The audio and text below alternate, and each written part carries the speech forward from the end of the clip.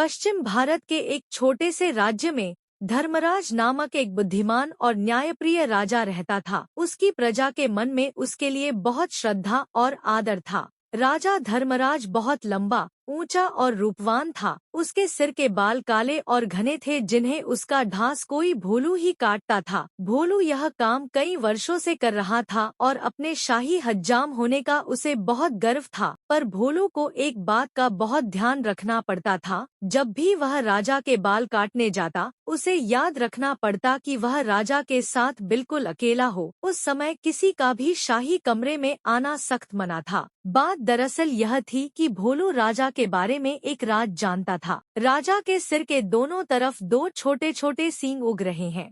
यह बात सिर्फ राजा और उसका नाई जानते थे। जब भोलू ने पहली बार यह नजारा देखा तो वह भौचक्का रह गया। लेकिन उसने राजा से वादा किया कि इस बात का जिक्र वह कभी किसी से नहीं करेगा। महाराज, आप निश्चिंत रहें, भोलू राजा से बोला। आपका यह राज मेरे पास सुरक्षित है। किसी और को इस बात की कानो कान भी खबर नहीं होने पाएगी। ऐसा सुनकर राजा धर्मराज ने राहत महसूस की। उसे डर था कि अगर लोगों को इस बात की जानकारी हो गई तो राज्य भर में उसकी खिल्ली उड़ेगी। हो सकता है लोग उसका आदर करना बंद कर दें या फिर नए राजा की ही मांग करने लगे। इसलिए भोलू के वादे के बावजूद राजा ने उसे सख्त हिदायत देते हुए कहा, भोलू, अगर तुमने अपना मुंह खोला तो जान लो, सजा तो मिलेगी ही, देश निकला भी मिलेगा। भोलू हज्जाम की डर के मारे घिघी बंध गई। उसने कानों को हाथ लगाया और अपना मुंह बंद रखने की कसम खाई। कई वर्ष बीत गए। भोलू को अपना वादा याद रहा। उसकी स्वामी भक्ति से प्रसन्न राजा यदाकदा उसे अच्छे अच्छे उपहार भी देता रहता। पर समय बीतने के साथ साथ भोलू के सब्र का बांध भी टूटने लगा। उसके पेट में वह राज अब पचता नहीं था और वह चाहता था कि कोई तो ऐसा हो जिसे वह राजा के सींगों वाली बात बता सके। लेकिन राजा की चेतावनी उसे चुप रहने पर मजबूर करती थी। एक दिन भोलू राजा के बाल काटकर महल से लौट रहा था और रास्ते भर उसके सींगों के बारे में सोचता रहा। भोलू का घर एक छोटे से जंगल के उस पार था। ऊंचे ऊंचे पेड़ों और लटकती बेलों के बीच में से धीरे धीरे चलता हुआ भोलू जब थक गया तो सुस्ताने के लिए एक घने पेड़ के नीचे बैठ गया। भोलू को रह रहकर सींग याद आ रहे थे। फिर यकायक वह उठकर खड़ा हो गया। वाह, जवाब नहीं मेरे दिमाग का, भोलू बोला और उस पेड़ को देखने लगा जिसके तले वह बैठा था। भई, इस पेड़ को तो बता सकता हूँ ना, राजा के उन अजीब सींगों के बारे में। अब यह रहस्य मेरे पेट में नहीं पचता। पेड़ तो बोल सकता नहीं और इस तरह किसी और को यह बात पता चलने का डर भी नहीं है। पेड़ के पास यह भेद हमेशा भेद रहेगा और मैं भी इस बोझ से मुक्त हो जाऊंगा। भोलू ने ऐसा निश्चय किया और जोर से बोला, हे पेड़, आज मैं तुम्हें एक भेद बताने वाला हूँ। हमारे राजा धर्मराज के सिर पर दो सींग हैं। हाँ हाँ, उसके दो सींग हैं। इतना कहकर हज्जाम बेतहाशा हंसने लगा और हंसता ही गया। हाँ हाँ हाँ, हो। वह भयंकर भेद आखिर खुल ही गया। भोलू खुश था, उसका भार जो हल्का हो गया था। उसके बाद वह आराम से घर पहुंच गया। अगले दिन एक लकड़हारा उसी जंगल में गया और उसी पेड़ के पास जाकर रुक गया। इस पेड़ की लकड़ी तो बहुत शानदार है, इसका ढोल बड़ा अच्छा बनेगा, वह सोचने लगा। फिर क्या था, कुल्हाड़ी के कुछ प्रहारों से ही पेड़ नीचे आ गिरा। लकड़हारे ने वह लकड़ी एक ढोल बनाने वाले के हाथों बेच दी और उसने एक बहुत सुंदर ढोल तैयार कर दिया।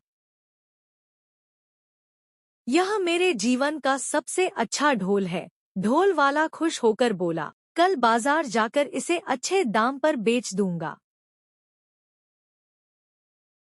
अगले दिन ढोल वाला बाजार गया और एक कोने में खड़ा होकर ढोल बजाने लगा। ढोल से बड़ा सुरीला स्वर हुआ। ढोल वाला उसकी आवाज सुनकर झूम उठा। वह चिल्लाकर बोला, बाबू, यह ढोल खरीदो। कोई है जो इस शानदार, जानदार ढोल को खरीदे? धीरे धीरे उसके इर्द गिर्द भीड़ जमा हो गई। लोग खामोश होकर ढोल की मजेदार आवाज सुनने लगे। भई वाह, क्या कहने हैं इस ढोल के, एक बूढ़े आदमी ने तारीफ की। तारीफ सुनकर ढोल वाला और भी जोर से ढोल पीटने लगा। तभी उस ढोल में से एक अजीब आवाज आई। लोगों के कान खड़े हो गए, उनका दिल धक से रह गया। धम धम धम ढोल बजा। आज मैं तुम्हें एक भेद बताने वाला हूँ। हमारे राजा धर्मराज के सिर पर 2 सींग हैं। हाँ हाँ, उसके 2 सींग हैं। हाँ हाँ हाँ। हो हो हो। लोग वहां जड़वत खड़े हो गए। उन्हें अपने कानों पर विश्वास नहीं हो रहा था। ढोल वाला फिर ढोल पीटने लगा और फिर वही आवाज निकली। वह बहुत हैरान और शर्मिंदा हुआ। आखिर एक ढोल यह सब कैसे बोलने लगा? देखते ही देखते लोगों का तांता लग गया। और फिर कितना मजाक और कितने ताने। उफ़! हमारे राजा के 2 सींग, हमारे राजा के 2 सींग। लोग तो जैसे गाना गाने लगे। जब राजा धर्मराज ने सुना तो दुखी भी हुआ और नाराज भी। गुस्से से उसका चेहरा तमतमा उठा और वह गरजते हुए बोला, उस ढोल वाले को पकड़कर यहाँ ले आओ। राजा के सैनिकों ने शीघ्र ही उसे पकड़ा और राजा के समक्ष प्रस्तुत किया। ढोल वाला डर के मारे कांप रहा था। बदमाश, तेरी इतनी हिम्मत कि तू मेरी खिल्ली उड़ाए, राजा फुंफकारा। भयभीत ढोल वाले ने राजा के पैर पकड़ लिए। महाराज, वह गिड़गिड़ाया, मैंने तो एक लकड़हारे से कुछ लकड़ी खरीदी थी और उसी से यह ढोल बनाया है। मैं बिल्कुल नहीं जानता कि यह ढोल ऐसी बेहुदा बात कैसे बोल रहा है। मुझे क्षमा कर दीजिए महाराज। राजा ने लकड़हारे को बुलाया। जो लकड़ी तुमने ढोल वाले को बेची, वह तुम्हें कहाँ से मिली? लकड़हारे को काटो तो खून नहीं, डरते हुए बोला। जंगल में एक पेड़ से मिली महाराज। तुम्हारी लकड़ी से बना ढोल बोलता कैसे है? राजा धर्मराज ने पूछा। मैं तो खुद हैरान हूँ महाराज। दुविधा में फंसा लकड़हारा बोला, मैं कई वर्षों से लकड़ी काटता और बेचता आया हूँ, पर ऐसा अचंभा पहले न कभी देखा न सुना। अब राजा परेशान। लकड़ी कैसे बोलने लगी? राजा और उसके दरबारी निरुत्तर थे। पर राजा धर्मराज ने भी ठान लिया कि इस घर के भेदी का पता लगाकर ही छोड़ेगा। वह सोचने लगा, उसके अलावा सिर्फ एक ही व्यक्ति यह भेद जानता था और वह था भोलू नाई। पर भोलू तो इतना निष्ठावान है कि इतने सालों बाद भी उसने अपने मुंह को ताला लगाए रखा है। नहीं नहीं, भोलू ऐसा नहीं कर सकता। फिर भी उसने एक बार भोलू को बुला भेजा। भोलू को जल्दी से हमारे सामने पेश करो, वह अपने सैनिकों से बोला। भोलू नाई आया, ऊपर से नीचे तक थरथराता हुआ।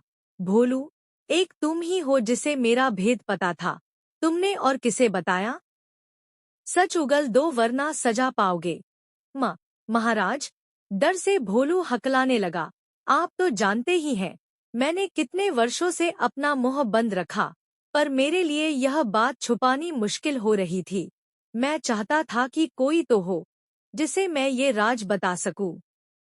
बोलते बोलते भोलू रुक गया और सिर झुककर खड़ा रहा। बोलते रहो, फिर क्या हुआ? राजा धर्मराज रुखाई से बोला। भोलू धीरे धीरे फिर बोलने लगा। एक दिन जब मैं जंगल के रास्ते से घर लौट रहा था, मैं आराम करने एक पेड़ के नीचे बैठ गया।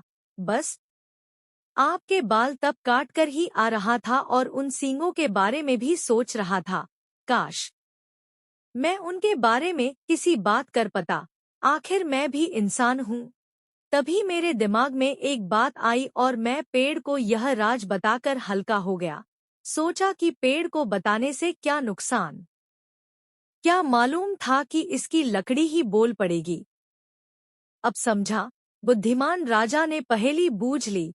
वह पेड़ जादुई था, सुन बोल सकता था, इसलिए उसकी लकड़ी से बने ढोल को जैसे ही पीटा गया, वह बोलने लगा, और जो कुछ तुमने मेरे सींगों के बारे में कहा, वही शब्द वह दोबारा दोहराने लगा। जादुई ढोल की उलझन सुलझाने के बाद राजा ने भोलू नाई की तरफ देखा। भोलू शर्म से सिर झुकाए खड़ा था। लकड़हारा और ढोल वाला भी पाने हाथ बांधे सजा का आदेश सुनने के लिए खड़े थे। राजा धर्मराज बुद्धिमान ही नहीं, न्यायप्रिय भी था। उसने तीनों को क्षमा कर दिया क्योंकि वह जानता था कि ढोल के जादुई होने में उनका कोई दोष नहीं था। वह मुड़ा और उनसे बोला, मैं तुम सबको माफ करता हूँ। तुम तीनों लोग जा सकते हो। तीनों को अपने को क्षमादान मिलने पर विश्वास नहीं हुआ। राजा नमन करते हुए वे बोले, राजन, आप महान हैं। आपकी इस कृपा के लिए शत शत धन्यवाद।